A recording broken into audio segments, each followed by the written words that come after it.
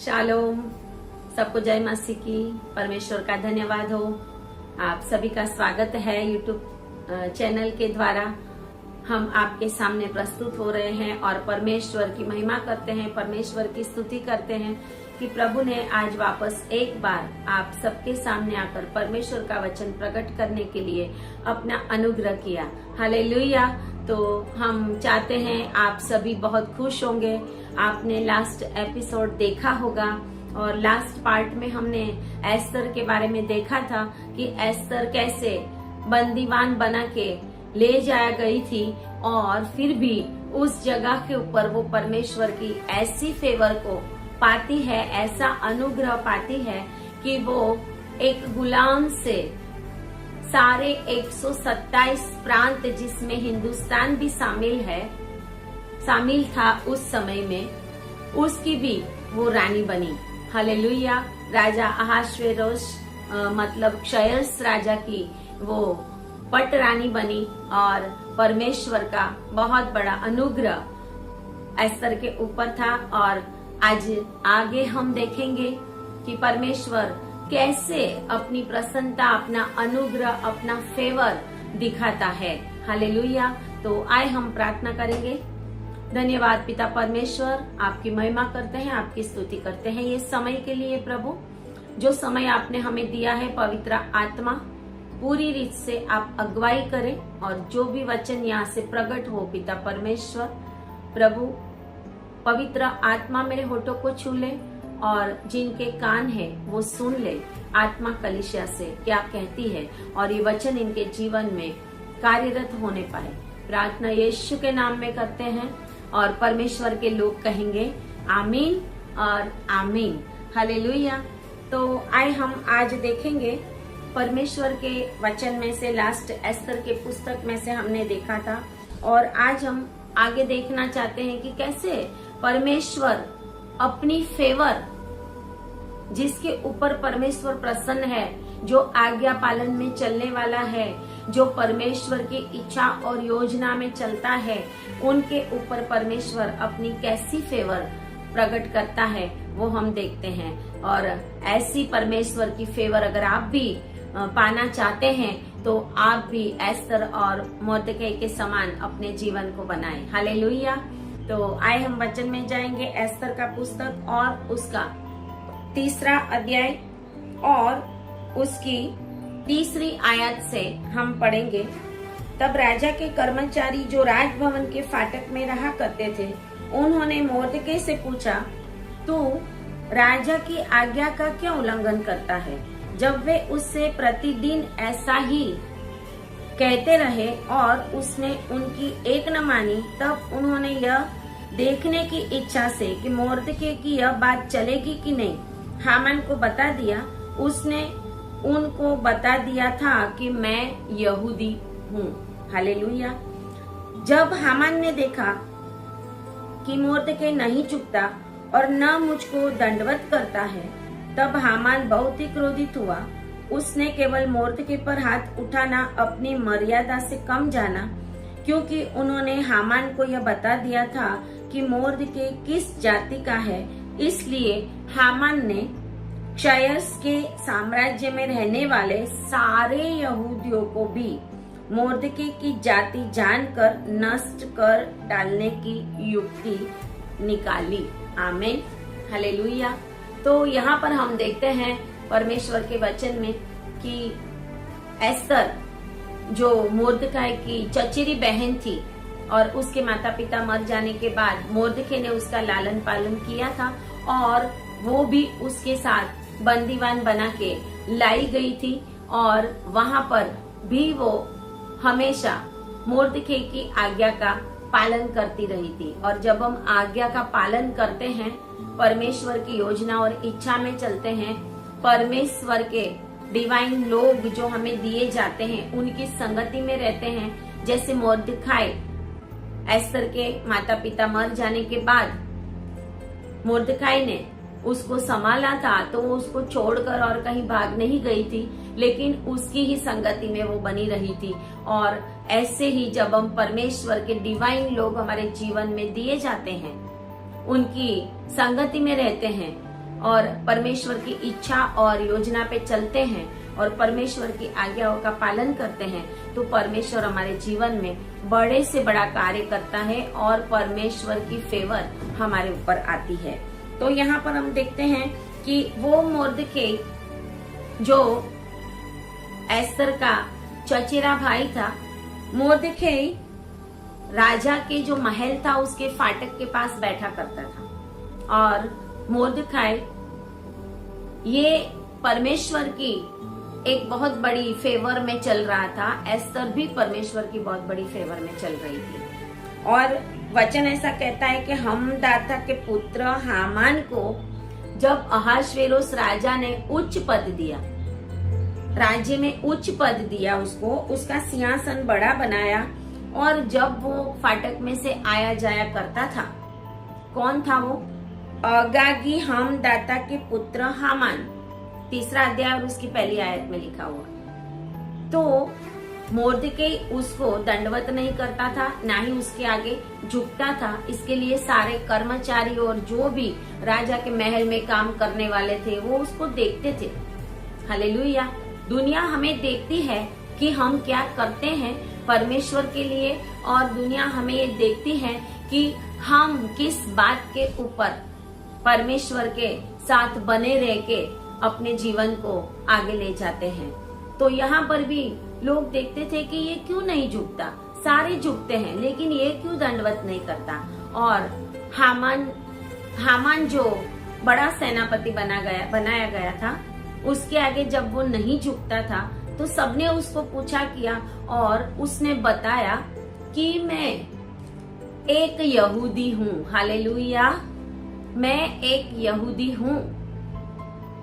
और जब ये लोगों ने हामान तक ये बात पहुंचाई, हामान को पता चला कि ये मुझे नहीं झुकता है और ये एक यहूदी है, तो उसने अकेले मोर्दखाई को मारने की नहीं, लेकिन उसने पूरी उसकी जाति को मार देने की युक्ति बनाई। हालेलुया।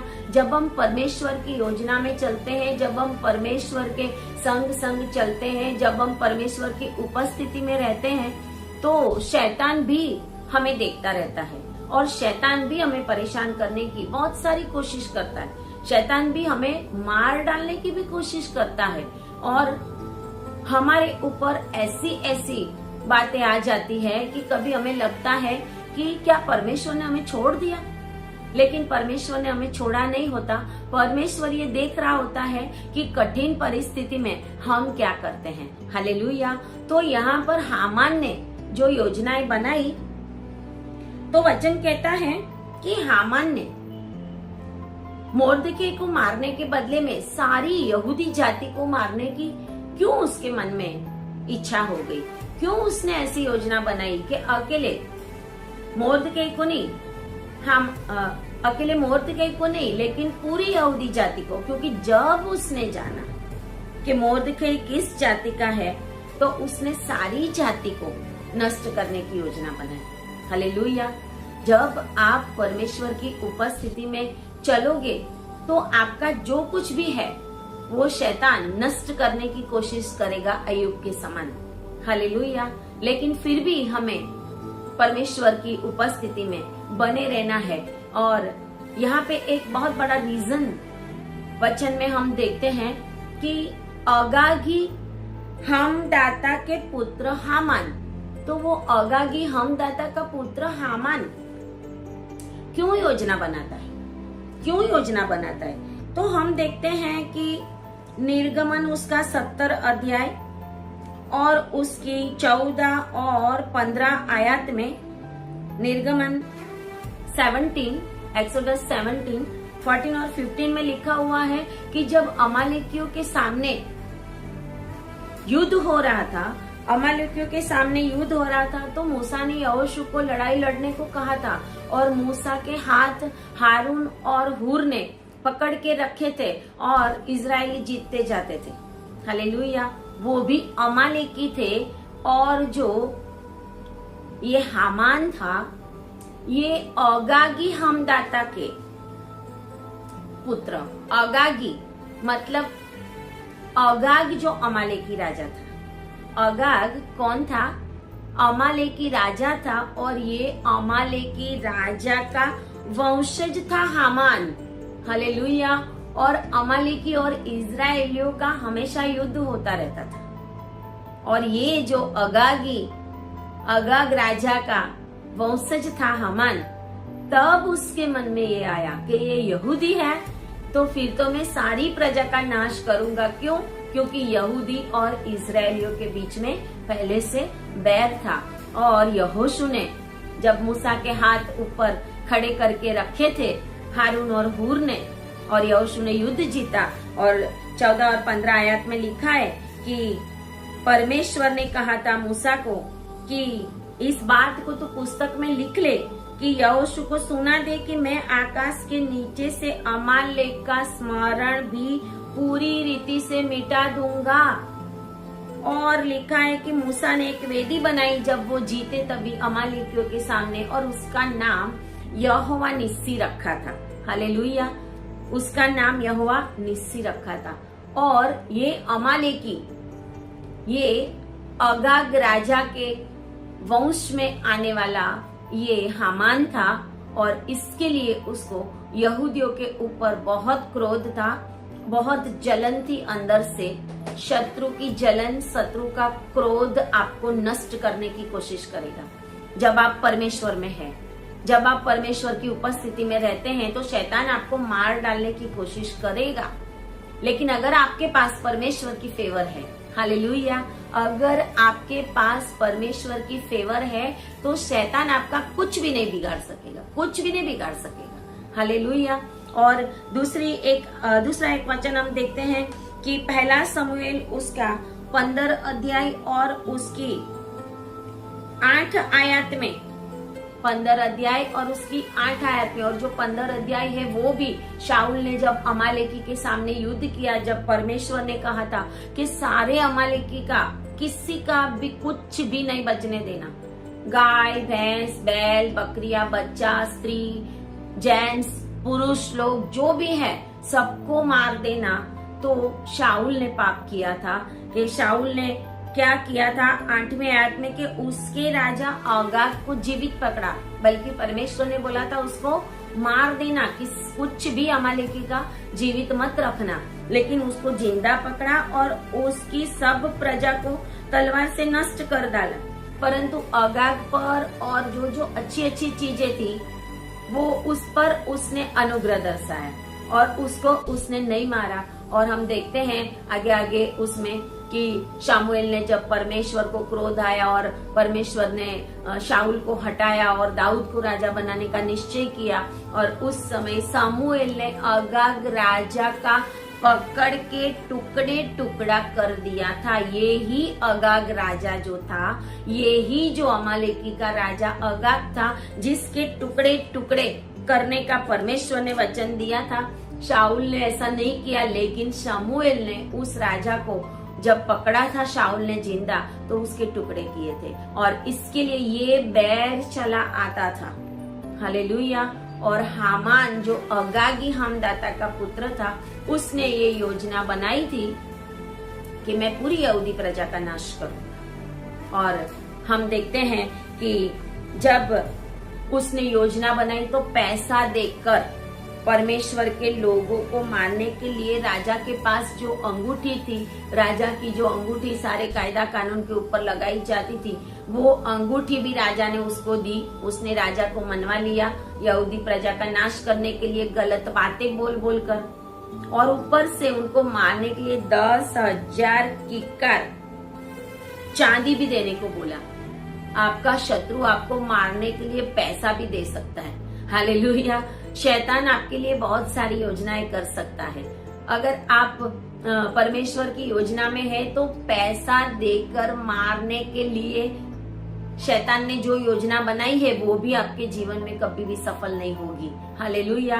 और जब उसने एस्तर रानी को 4थे अध्याय में हम देखते हैं कि मोर्दखे ने एस्तर रानी का यहाँ पे उपयोग किया, क्योंकि एस्तर को पटरानी बनाया गया था। और एस्तर को जब पटरानी बनाया गया था, तो जब हामान ने क्या किया, हामान ने निसान मास जो इजरायलियों का पहला मास है, उसके पहले मास में अदार नामक 12वें महीने तक, पहला मास निसान है, 12th महीना इजरायलियों का, यहूदियों का वो अदार महीना है।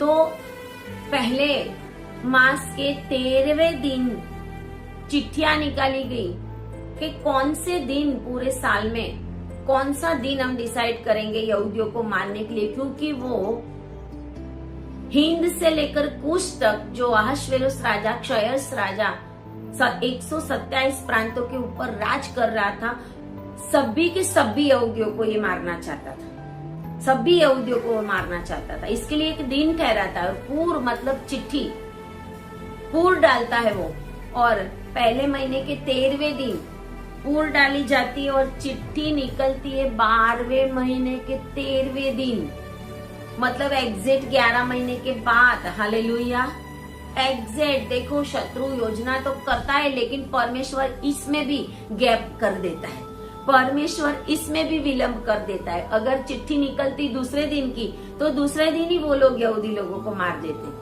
लेकिन उसने क्या किया, 12 महीना के एक एक दिन की चिट्ठी निकाली, एक एक दिन की, कि चलो चिट्ठी उठाकर फिर देखते हैं। देखो कितनी चिट्ठियां डाली होगी उन्होंने, 12 महीने की चिट्ठियां डाली थी, एक एक दिन की। वचन में लिखा हुआ है, अभी मैं सब कुछ पढ़ के आपको नहीं बता सकती, लेकिन आप अपने घर पे बैठकर वो पढ़ सकते हैं कि शत्रु कितनी बारीक योजना करता है हमें मारने के लिए, हमें परेशान करने के लिए, हमें बीमारियों में डालने के लिए, हमारे ऊपर अत्याचार करने के लिए, कितने गुप्त रीति से प्लान बनाता है। लेकिन परमेश्वर का वचन यिर्मयाह 29 और 11 में कहता है कि परमेश्वर ने हमारे लिए जो कल्पनाएं की है वो हमारी हानि के लिए नहीं है। हालेलुया, वो हमारे कुशल के लिए। अगर आपके ऊपर परमेश्वर की फेवर है, अगर आपके ऊपर परमेश्वर की फेवर है, तो शत्रु की योजना आपके ऊपर कभी भी सफल नहीं होगी। लेकिन परमेश्वर ने जो कल्पनाएं आपके लिए की है, आपके जन्म होने से पहले, सृष्टि के शुरुआत से पहले, माँ के गर्भस्थान में, यिर्मयाह 1 में लिखा हुआ है ऐसा कि माँ के गर्भस्थान में रचने से पहले परमेश्वर ने आपके लिए जो योजनाएं बनाई है वो परमेश्वर पूरी करेगा, अगर आपके ऊपर परमेश्वर की फेवर है। और परमेश्वर की फेवर तभी आती है जब परमेश्वर ने कहा है व्यवस्था विवरण 28 में, जो तू मेरी आज्ञाओं का पालन करेगा। जो और तो परमेश्वर के वचन में हमेशा है।